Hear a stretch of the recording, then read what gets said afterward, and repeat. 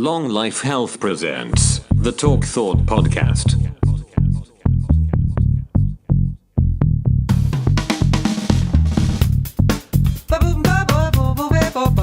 You're listening to the Talk Thought Podcast, sponsored by Fucking Nothing.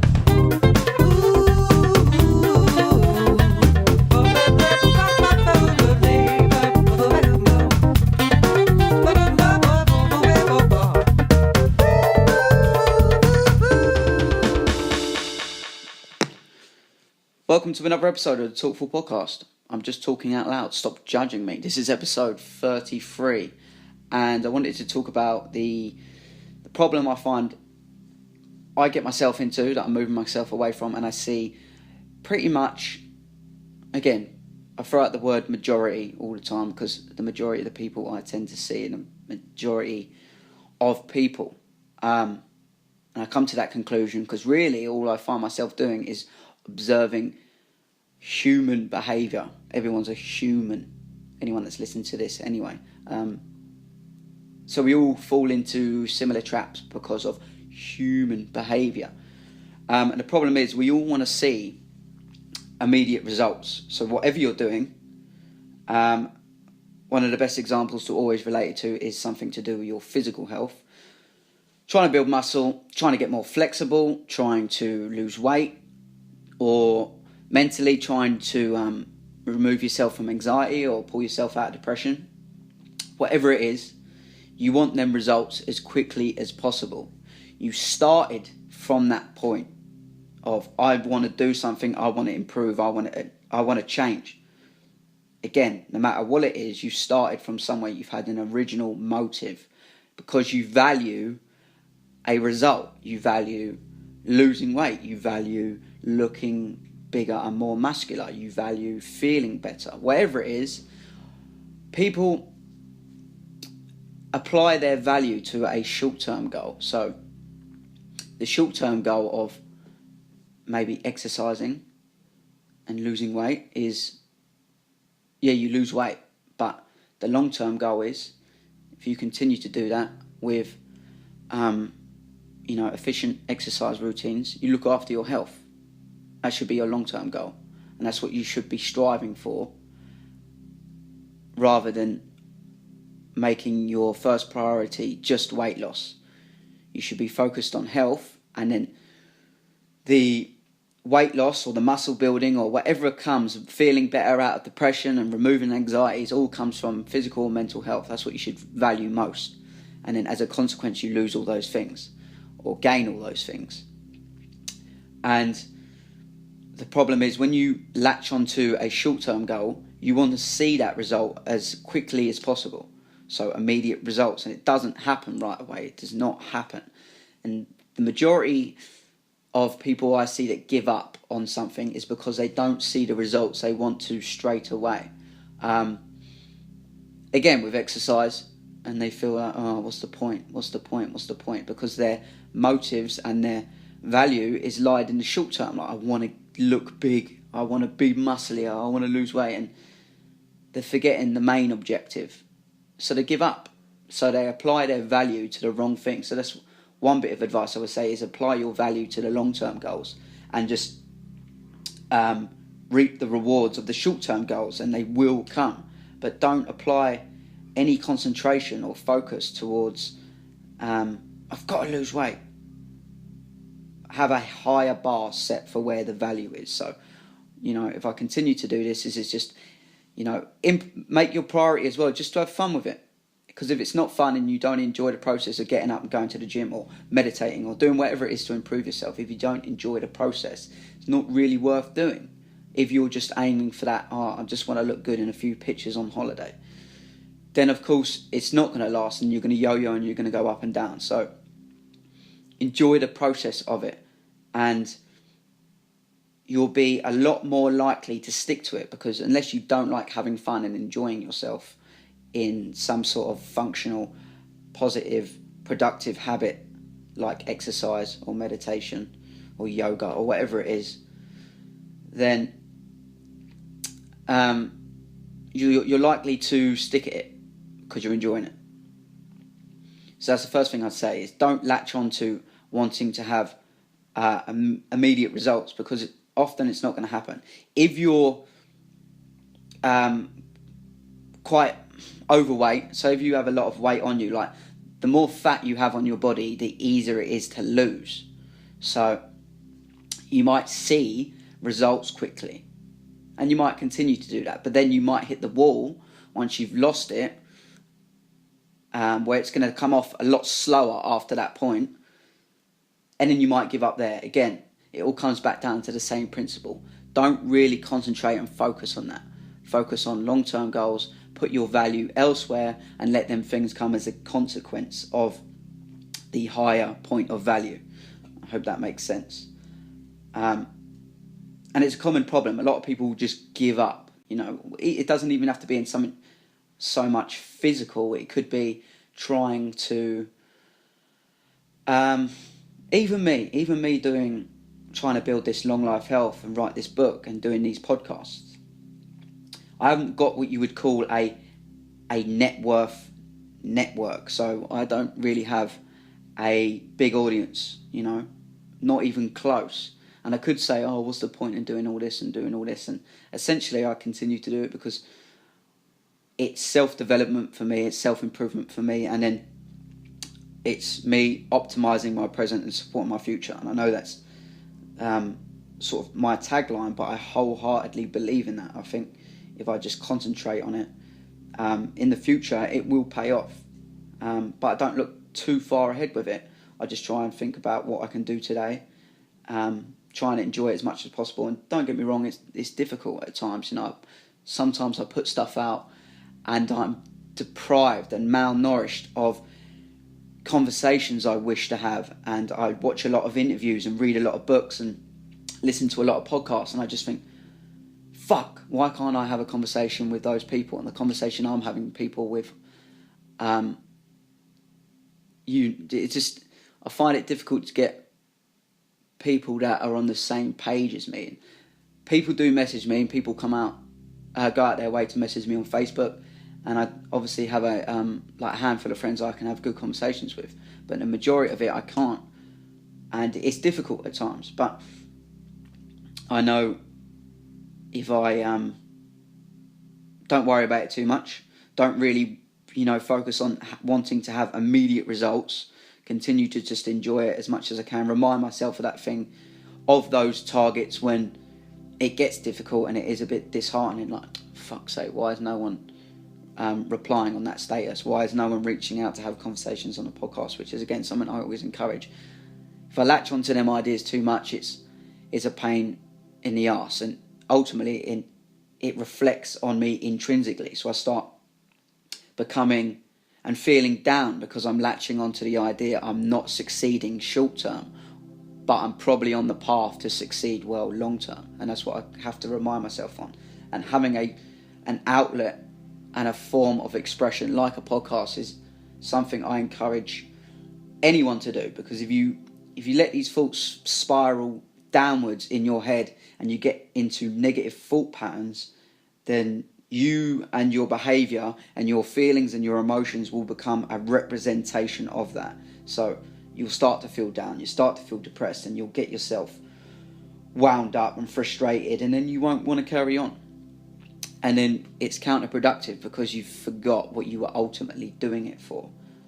So as always, I encourage anyone to get a diary in forms of writing, in forms of auditory, so you can just record yourself using voice memos on your phone, videos. It's just all good forms of expression, an outlet to express yourself, and then it's a good reference to look back on as well. So you can go back, listen to yourself.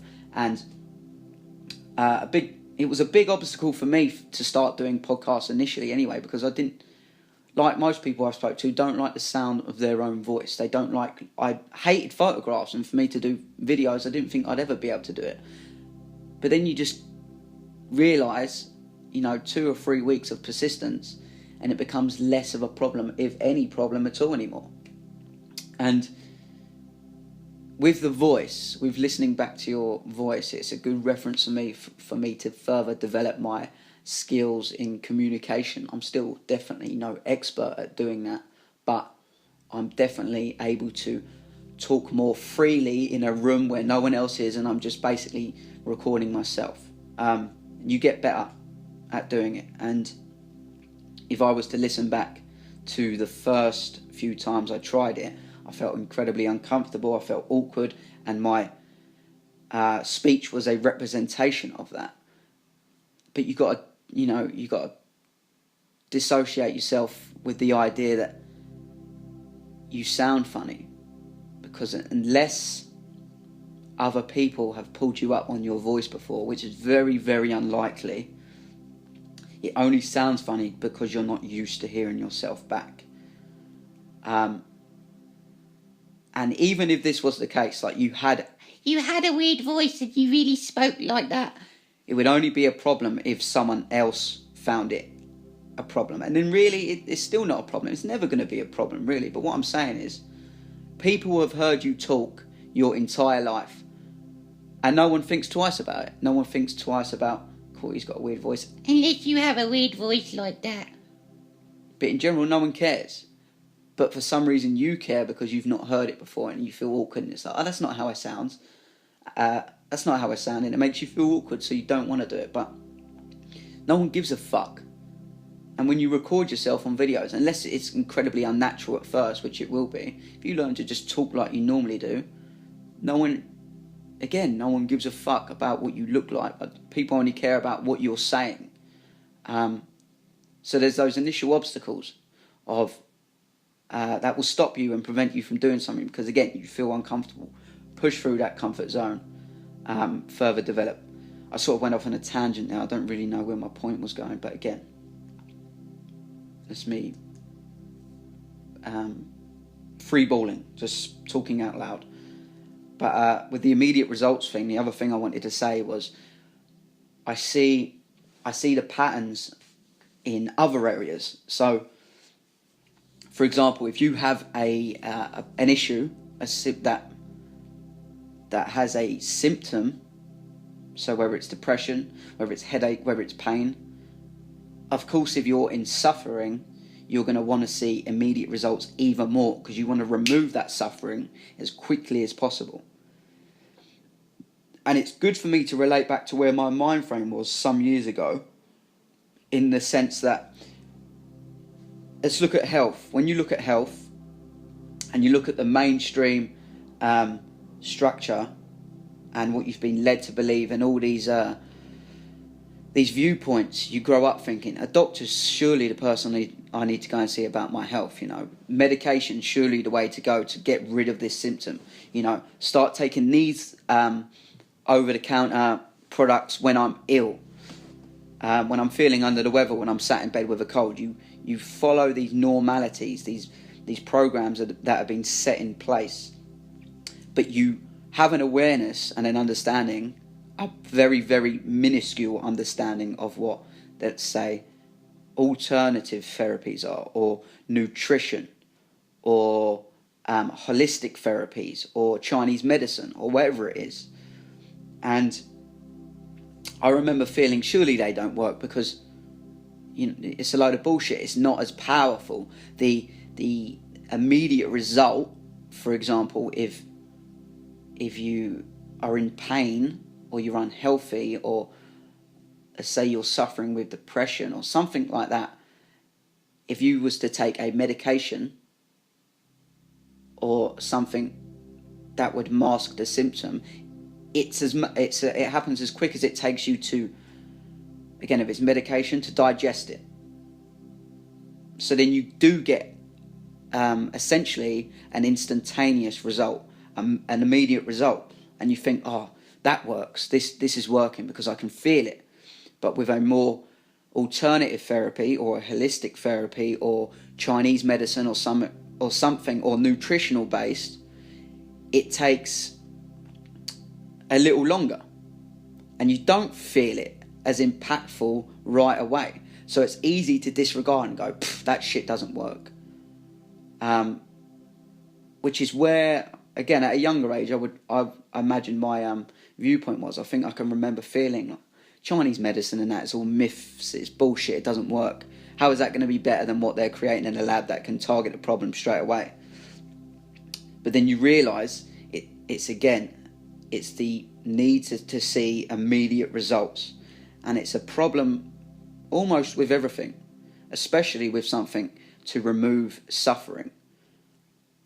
And if you're trying to remove suffering with immediate results, as quickly as it can remove that suffering, that can also come back just as quickly, because you haven't dealt with the root cause of the issue.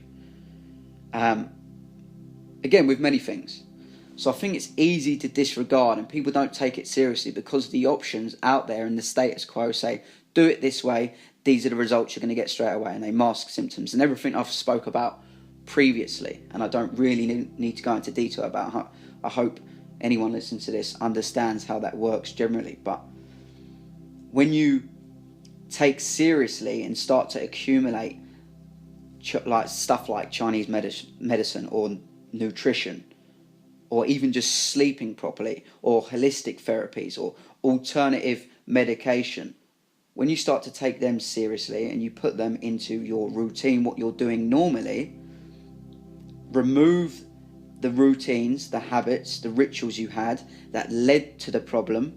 So scrap them, get rid of them, slowly move away from them, and move away as quickly as you can, but stay comfortable and just take it by the day. But just move away and remove them and replace them with more positive habits, with better nutrition. Start sleeping properly, everything I've just mentioned. So start doing that. So the 90 to 95% of your previous negative routine becomes a positive one, and you don't have them issues anymore. Rather than keeping that 90 to 95% of a negative routine and just dealing with any issue or suffering that arises with medication or something like that, something that's short term. You don't deal with anything long term. And ultimately, what's the point of doing anything if it isn't sustainable? And it's sort of like, how did I mention this the other day? It's sort of like having your, covering up dog shit with a cone. I've got a weird imagination. Things just fucking come into my head. But covering up dog shit with a cone or something, the problem's still there, and it's going to continue to stay there and rot and stink and but you have it. Seemingly, you've got rid of it because it's there, but it's still there. You've got to learn to pick that fucker up and chuck it away. I'm sorry to use dog shit as the example, but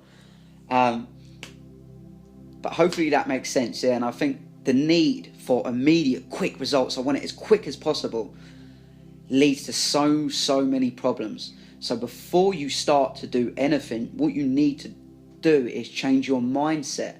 You need to shift your mindset to thinking you're going to get stuff straight away. Stop latching onto the ideas of you want these quick results and start really valuing the long-term results. And then things will dramatically change for you. And as I say, like, prevention is of course the best way to cure something, because if it doesn't happen, it's not a problem. And following a more positive routine 90 to 95% of the time, rather than the problems that arise, think of it like the antithesis of a problem. You have these things where you feel good all the time, you feel a lot better, and you got to continue to work at it day by day, take it by the day, and just see what happens. But there's going to be lows, there's always going to be lows, but it's about minimizing the times they happen and minimizing the feeling, the suffering you get when these lows happen. For example, you might be things might not be going your way, and you're having a bad day, etc., etc., etc., and then someone smashes into the back of into your car, and you have another new problem. That might flip you over the edge. You lose your temper. You get frustrated. You end up getting into a fight or whatever. The point is you don't deal with it properly. Whereas if you practice learning to deal with it better and putting your mindset differently and changing your attitude towards something, and then down the line in the future, after you're following a better routine 90 to 95% of the time, if someone smashes into the back of your car, essentially it's the same problem. You're just able to deal with it much better, where it doesn't, essentially a problem is only a problem if you make it that. Yeah, your car smashed, but whoop-de-doo, it's happened. Again, I'm drifting, but I just think it's important to avoid that need to see immediate results, and it can lead to a lot of problems I see all the time. Again, even making that change, don't expect that change to happen straight away. You have to persist with it, and over time it becomes you, where these so-called problems aren't coming up anymore. And yeah, my last point is, what I see, like with me, I'm very stubborn in a way. I don't like doing things and compromising on things I believe. Like me trying to help people and do that in several different ways is like, I live to help myself and improve myself. Me able to help someone, I could be out doing, maybe it's an ego problem, maybe it's something I need to get over and just sort of learn to do initially, but I could make convenient diet plans for people, I can make exercise programs for people, there's loads of things I can do that loads of other people are doing. Everyone around here now seems to be a personal trainer and this and that, but I understand these things don't work. It's all short term. So I'm into more dealing with the root of something, taking someone away. Like, if someone came to me for help, I'd like to live abroad or something, and be like, right, fly out for 2 weeks and we'll live like this for 2 weeks, get your mind off everything, and I'll set you up to further progress in the future. Something that's going to give you more long-term results and get you to change your mind. I haven't really figured out a system and a way to do that yet, so I'm not really doing anything. So I don't know whether that's, again, my ego problem or just me being stubborn, going, no, I don't want to settle for anything less and give anyone short-term results, because I don't believe in them. I want people to say they followed a program with me to go on and continue to progress thereafter, not getting up, being with me, it helped me so much, and then you just see these people go down, like I see all the time with people that do personal trainers or these diets and these companies, these juice plus fucking pieces of terrible systems for long-term results. But what they do great is give you immediate results. They give you convenience and ease of use. They make it very easy to use and follow. It's very simple to latch onto. Drink juice, do this. Meet me in the gym 3 times a week and I'll personal train you. I'll come around your house 4 times a week and personal train you. Whatever it is, it's easy to take on board the idea, but it only gives you short-term results. And there's the odd person that might have been the breakthrough for them to start taking other things seriously. Possibly, yeah. But again, I'm talking about the majority. And the only thing these companies really do well is, of course, make it easy. And that's when I look at these companies and I go, why does everyone want to do this system? And inside myself, I see it differently. And I see, don't you want long-term results? Or do you want short-term results? And I sort of think, why is everyone going with them? And, why can't I have as many people? Again, it becomes an egotistical thing, but I'm trying to learn to remove. But I think, if only I had hold of these people and I could get them to understand, stop focusing on short-term, focus on long-term. But people are too uncomfortable in their routines, and they're too comfortable in their routines already, and they don't want to change too much. They want something easy. It has to be easy and simple, and they don't value the change enough. They're just happy plodding along, getting along, and that's fine. If you're happy, you're happy. There's not a problem. Don't fix it. But I don't know, man. I'm just thinking about it. But I just think if you're following any of them companies and it genuinely works for you long term, go for it. Or you're only really after short-term results, go for it. I encourage it. Anything that works for you. I don't want to be in and go, no, I'm the best way. If you find the best way for you and it genuinely works, long term, or as I say, you're only after short term. You don't really care. You just want to look good for holiday, and then you'll go back to however things were previously. Go for it. I wouldn't ever step in front of anyone or anything that could offer you better results. But I'm just saying, if you don't, and your goals are similar to mine, long-term sustainable results and continuous progression, and my priorities are and my values are just feeling better, living as long and healthy as possible, and being as happy as I can, then you've got to have your routine set in place and execute some activities that do that, whether it is meditation, yoga.